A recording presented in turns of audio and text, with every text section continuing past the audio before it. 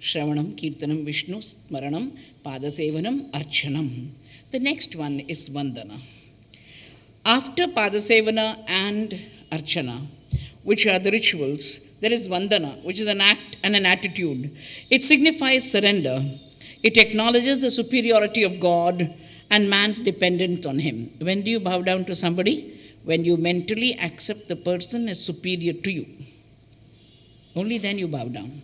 You ask children to do namaste? No. Namaskaram panna? Panna mate. Pranam karo? Nahi. Mental block. They have not acknowledged the other person as superior. That's why they don't bow down. But I still remember an incident in Calcutta. Look at the sanskaras of the family. I went to that family and a child is crying. I said, what is the problem? I had one foot on top, folded, and one below. He's saying, Ammaji's second foot is missing. How can I do pranam? I didn't know the children could be so sincere, searching for my foot. That shows this pranama is inbuilt. In some children, it is inbuilt. This is vandana. Most of us have stiff necks, metaphorically, physically, both. Spondylitis. Because we have never done dandavat pranama. Ask the Vaishnava. Sri Vaishnava will tell you what is dandavat pranama. You hold a danda, you hold a staff, let it go. That is how you should fall at the feet of the Guru. That's clear. Dandavat pranama. Total surrender. Nalla kai tattlame. Just fall. Just fall. What does it mean? The physical posture is only indicating your mental attitude. You have fallen at the feet of the mentor and asked for blessings because that soul is blessing you. The Ramayana, the Bhagavata, and the Mahabharata, all of them teach you what Vandana is. It's a point of humility. Many have bowed down to the Lord. 1 in a million can bow down as Bhishma did. When Vandana is discussed, people generally think of the great Bhishma. My dear listeners, all of us are moved by this great character called Bhishma. Problem is, 90% of us have bad bosses. If you have a good boss, you are more lucky than having a good wife. Most of us have bad bosses. This great man called Bhishma, only next to Krishna in the Mahabharata video, is popular.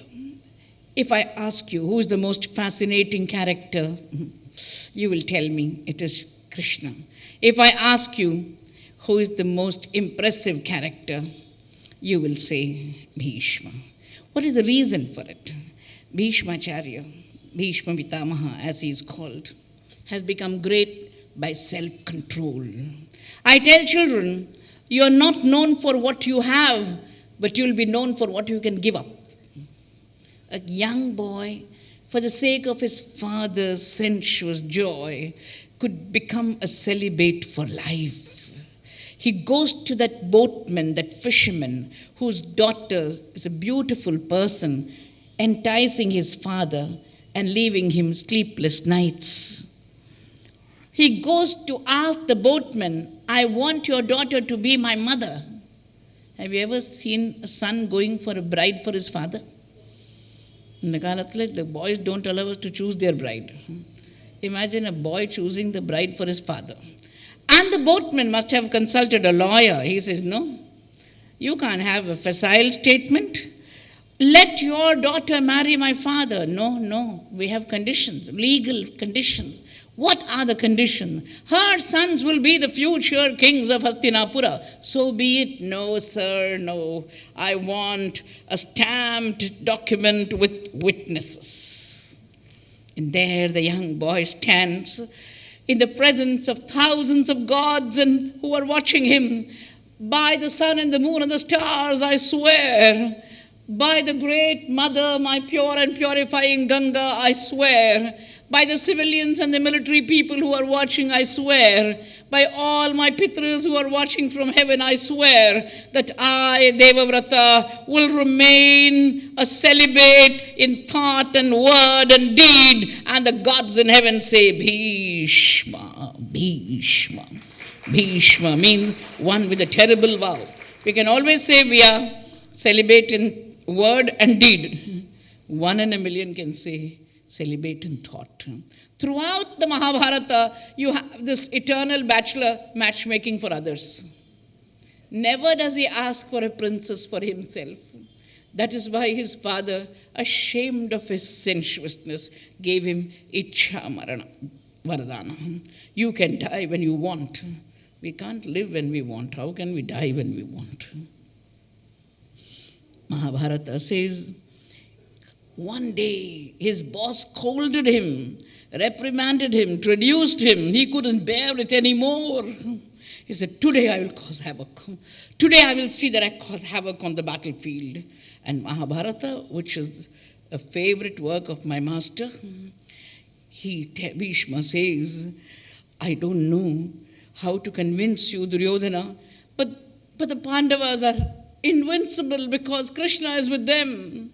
Ajeya Pandava Yuddhe Devairapi Savasavai. Even with Indra, along with the Devas, nobody can conquer the Pandavas. Yattu Shakyam Maya Kartum Vruddhenadhyagatayusha Karishyami Yatha Shakti Pashyedanim Sabandhavaham. Bhishma tells Duryodhana, I will do what I can at this age.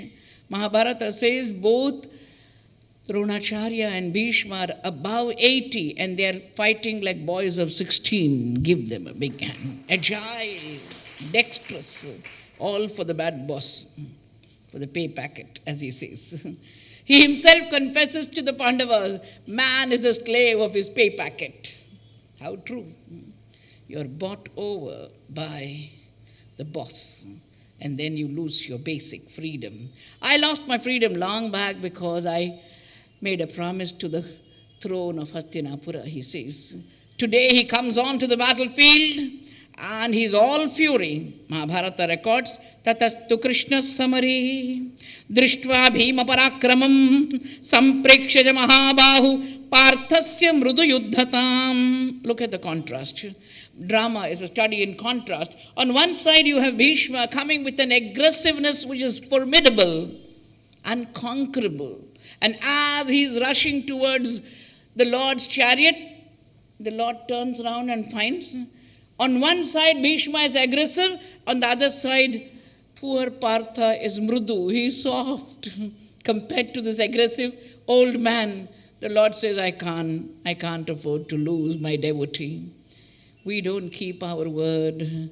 The Lord broke his word to keep the word of Bhishma. My dear listeners, he jumps out of the chariot. Amrishyamano Bhagavan Keshava Paraviraha Achintayat Ameyatma Nasti Yaudhishtiram Balam Ekanahi Rane Bhishma Nashayet Devadhanavan Kimnu Pandusutan Yuddhe Sabalan Sapadanugahan. This fellow called Bhishma, in one day he can destroy the entire world. Why not the Pandavas? The Lord jumped down from the chariot. He didn't have a chakra. For him, everything is a chakra, including the chariot wheel. That becomes a chakra, says the Mahabharata. Dravate cha mahasainyam. The huge army is scattered here and there. Pandavasya mahatmanaham. The Pandava army was totally dissipated. All of them fled. Soham bhishmam nihamnyami adya pandavarthaya damshitaha tatassunabham vasudeva putraha surya prabham vajra samaprabhavam kshurantamudyamya bhujena chakram. You can almost see, my videographer brother must admire Vyasa. I can see it happening. The Lord says, Pandavas, I cannot afford to lose you. You are dear to me. The Lord jumps out of the chariot and takes takes the chakra on his shoulder, Kshurantam. The axle is there on his shoulder. Kshurantam udyamya, the spokes are around them, and the axle is now balanced on his shoulder. Bhujena chakram rathat avaplutya visrujya vahan. Like those ace motorcyclists who are in the races, they just let the vehicle go. The Lord lets the chariot go. The horses are running away, and he has jumped, and he takes the chakra, the huge chariot wheel on his shoulder, and he is running towards Bhishma. Bhishma says, "Come, master, come." This is the sight for which I was waiting. Ehi ehi devesha jagannivasa namostute madhava chakrapani. I thought you were only Sudarshana. I did not know you would carry a Ratha Chakra also, my master, Chakrapani. Come, master, come. Prasahyamam patayalokanatha, crush me, make me fall on the ground. Rathottamat sarva sharanya sankhe. This is called Vandana, my dear listeners. A historic Vandana that nobody can forget on the battlefield when Bhishma bowed down to the Lord, and the Lord was all grace for him. No wonder Bhishma tells the Lord in the Bhagavata Mahapurana, "You broke your promise to keep my promise, Krishna. 1,000 salutations to you, 1,000 salutations to you." What does Vandana do? Dongraji Maharaj, the great exponent of the Bhagavatam in Gujarati, used to say, "Vandan se Prabhu bhakt ke bandhan mein aate hain." When you bow down, the Lord comes in your bandhana.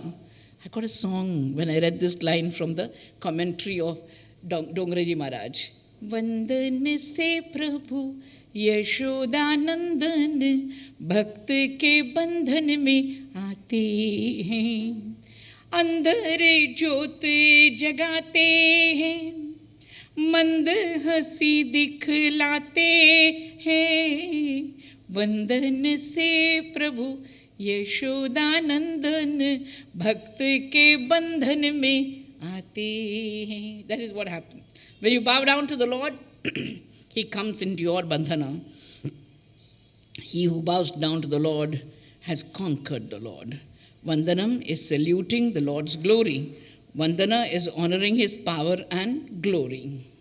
Shravanam kirtanam Vishnu, smaranam padasevanam, archanam vandanam dasyam. The next one is dasya. After one has bowed down to the Lord, what remains of oneself is nothing but willing service of the Lord. When you bow down to someone, you say, "I obey you." Dasoham tava Keshava. Dasa is a slave. A worker gets a pay. Dasa gets no pay. Ashulka dasika, the Gopikas tell the Lord in the Bhagavatam, "We won't go to the labor board to ask for a pay rise because we don't get wages at all. No overtime, no DATA, no house allowance, no perks. 24 hours in your service, Krishna. Ashulka dasika. We are the ones who don't ask you for a pay. How can you forget us, Master?" The Gopika Geetam. The gopis are going to ask. The dasa is a slave. No independent identity of his own, no standing of his own, no position of his own. He has to surrender his passport. He has no ID card. He belongs to, of Krishna, by Krishna, for Krishna. Belongs to the Lord fully. This is a very difficult stage to achieve in one's life. To become an instrument is one thing. To become a slave is another. One enjoys this position when one claims joy in being a dasa. Dasoham tava Keshava, says the Mangalacharan shloka of the Bhagavata.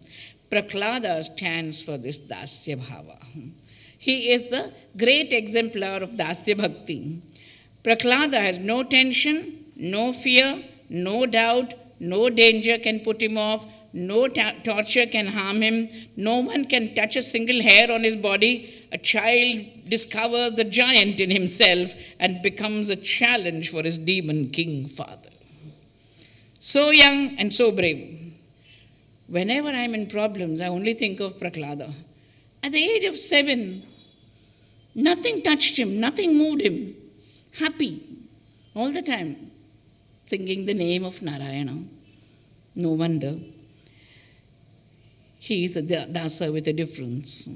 Not a blind slave, but an educated slave. Educated by sage Narada. Prenatal education. When he was in his mother's womb, lady, the Kayatu, was taken by Naradji to his ashrama. He began to advise her. She was fast asleep. But from the womb, the great man called Prahlada was listening. He sees the appearance of the lion man incarnation and he is touched because the Lord has come. I hope you remember Hiranyakashipu had 4 boons. He must have consulted a lawyer. No offense. Only a lawyer can make the document as complicated as possible. He could have said, I don't want to die, instead of saying that I don't want to die in the morning, I don't want to die in the evening, I don't want to die without, I don't want to die within, I don't want to be killed by an animal nor by a human being. I don't want an animate thing to kill me or an inanimate thing to kill me. Ordinary lawyers can find loopholes in documents. You think the Lord cannot find loopholes in documents, my dear listeners. Bhattadri, 425 years back. So let me tell you, the Guruvayur Devastham called me for the 425th anniversary of Narayana Bhattadri and asked me to speak on the Narayaniyam. I was honored. I was so happy that I was called by the Devasthanam to speak in Guruvayur. That little child is being questioned by his father. You little brat, I try to kill you in every way and you don't die. I find every way of torture, no way works. I try to send elephants to trample you, they don't. I send serpents to sting you, they don't. Your mother gives you poison, you digest it. I throw you from a cliff, you float. I drown you in the sea, you're buoyant. What is your power? The boy says elementary. There's only one power, and that's the power of Guru Vairappa. Pita Shrinvan Bala Prakaramakilam Twatutiparam Rushanda Prahainam Kulahataka Kaste Balamiti Balam me Vaikuntaha Tavacha Jagatam Chapi Sabalam Sayeva Trailokyam Sakalamiti Dhiroyam Agadit. Please imagine the scene. Don't sit comfortably in your chair and read the Narayaniyam. Imagine a 7-foot demon with a 2-foot makuta and a huge sword in hand, large mustache, large eyes, looking, glaring at the little child and asking him, what is your power? The child says, he's your power. He's my power. And he's the world's power. And yet in depression we say we have no power at all. That is the problem. And we commit suicide. Or take to drugs, drinks and pan masala. Poor substitutes for God. Ever since I read the Narayaniyam, ever since I heard my master Dikshita speak on Prahlada, I said, no depression, worse things can happen. Krishna cannot let us down. Guru Vairappa cannot let us down. Have that faith and the miracle will work. The miracle will work. Balam me vaikuntaha tavacha jagatam chapi sabalam sayeva trailokyam sakalamiti dhiroyam magadit. If he is the Bala, where is he? Where is he? I don't think even a mumukshu is searching for God as Hiranyakashipu is searching for God. Where is he? Are kwasau sakala jagadatma hariniti prabhintes pastambham chalita karavalo diti sutaha. Even if you don't understand Sanskrit, you know something is happening. Who called it a dead language? Clap for that language. Lakhs of people all over the world are learning Sanskrit. Don't call it a Brahmin's language. It is Bharat's language, my dear listeners. Bharat's language. Anybody can learn. Anybody can. I always tell my audience, long back in the University of Madras, there was a philosophy conference.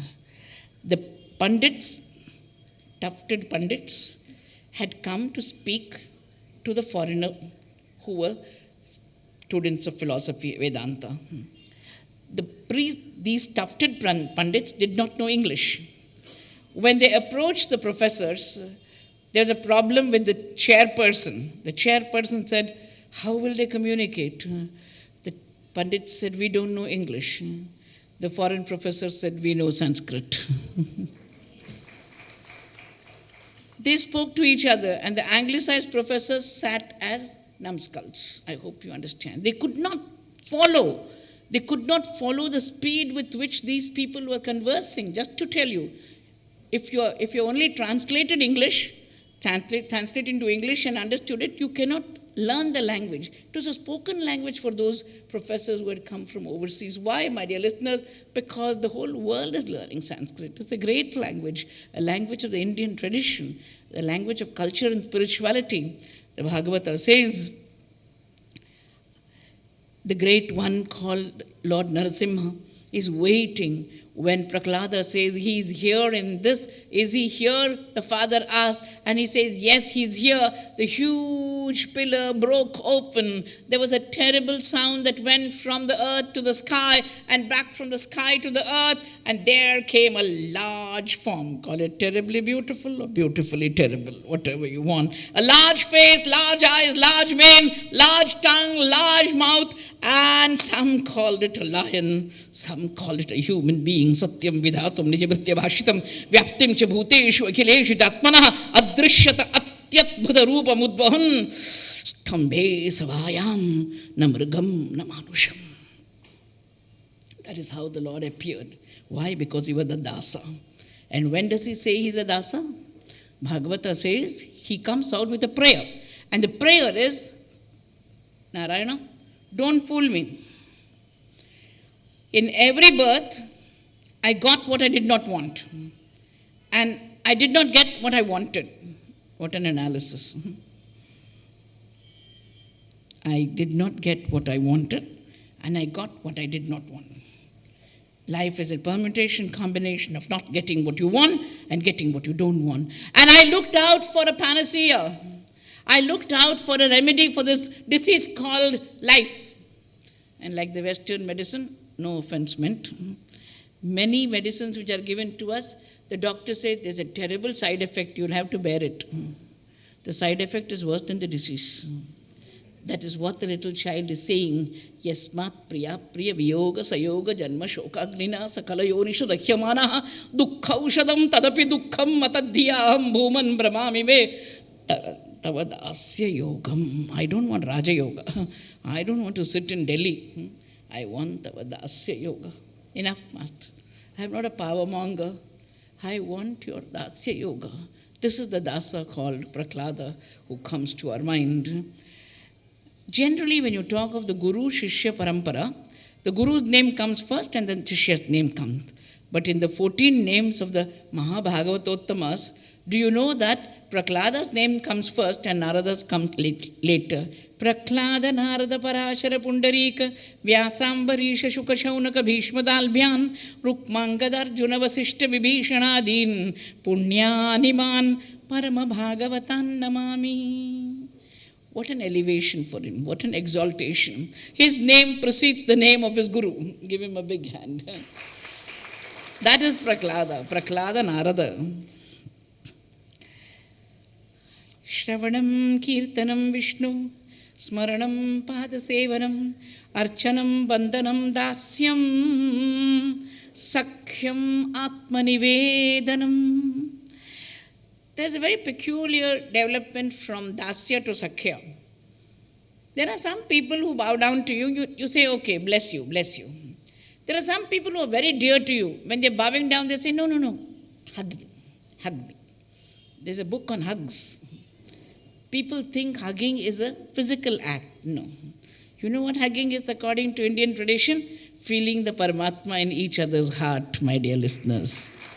That is why we hug each other. It's called Buka Bhet in Pandharpur. Pandharpur, you put the buka on the forehead of your bhakta. Friend, he puts the buka on your forehead and you hug him. That is the meaning of Gale Lagna. Not a physical embrace. It is feeling the Paramatma in each other's heart. That is why we are happy when we hug each other. Whether it's a wife, whether it's a husband, whether it's a child, whether it's a brother, whether it's a friend. The Harikathamrita Sara, the great work in Kannada says, whatever you're doing, think of the Lord. You may be sitting with your wife and eating bida. You may be sitting with your newborn son in your hand and very happy. Think of Narayana. That is how the Hindu is. Every moment is a moment of dedication. The Bhagavata is telling us there is a Sakhya Bhakti. Sakhya is different from other bhaktis. Sakhyam is God-centered and man-oriented. We can choose the other 8 paths. This path has to be offered by the Lord. Not by our learning, not by our deserving, but by His abundant grace. Whenever I talk of friends and relatives, I have 2 tables before me. Relatives are close to us by birth, friends are close to us by love. Relatives demand, friends give. Relatives are dissatisfied, friends are embarrassed by our kindness. Relatives stand on formality, friends are informal. Relatives are ego-bound, friends are characterized by humility. Relatives seem to have come to collect old dues. Friends seem to have come to give us more and more. Relatives don't miss us when we are gone, as much as friends mourn our departure. Relatives are part of our celebration. Friends are the strength in our calamity. We do not live by relatives. We cannot live without friends. Relatives measure and evaluate gifts. Friends make tinsel look like gold. Life without relatives cannot exist. Life without friends would be hell. If a human friend can give us so much solace, imagine what would happen if the Lord was our friend. All of us have relatives, and some of us have good friends. And we have lived only by our friends. I hope you know. It's only the friends who have helped us. Kshetropasana has been growing for the past 23 years. There are people in the audience, for example, the Ishran family. You have Renu Marodia ji, you have Nirmala Jatia ji, you have the Jalan family. The Jalan family, Mrs. Parvati Jalan, the mother of B.K. Jalan, was the first one to give us a car. Please clap for them. We couldn't afford one. Mr. Vijay Loya, who is a businessman, was the first one to give the Lord a silver thali. Please clap for him.